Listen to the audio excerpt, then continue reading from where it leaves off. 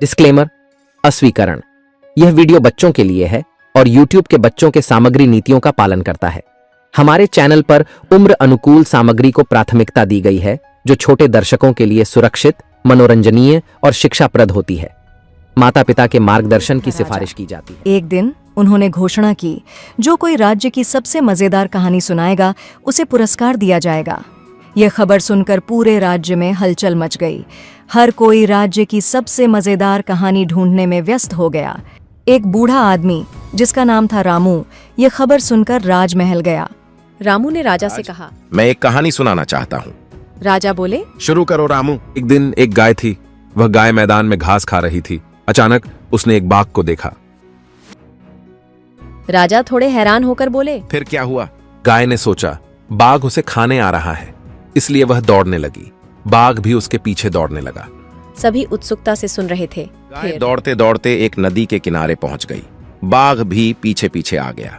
फिर रामू मुस्कुराते हुए बोला, गाय नदी पार कर गई, लेकिन बाघ पार नहीं कर पाया क्योंकि उसे तैरना नहीं आता था। राजा हैरान होकर बोले, यही अंत है। नहीं महाराज, गाय ने सोचा, अब वह सुरक्षित है, लेकिन नदी के दूसरे किनारे पर एक शेर खड़ा था। सभी फिर से सांस रोके सुन रहे थे। फिर गाय अब शेर से भागने लगी।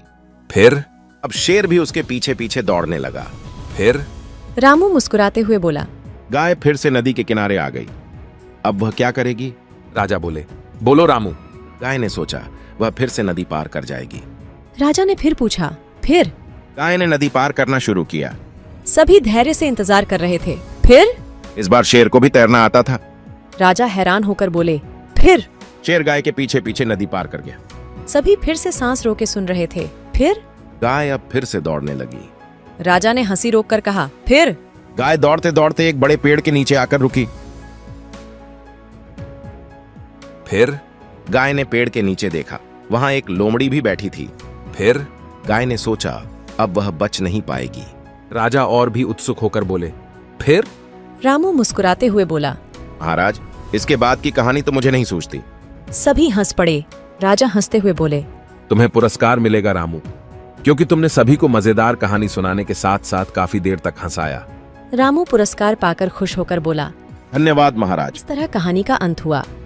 सभी खुश मन से घर लौट गए।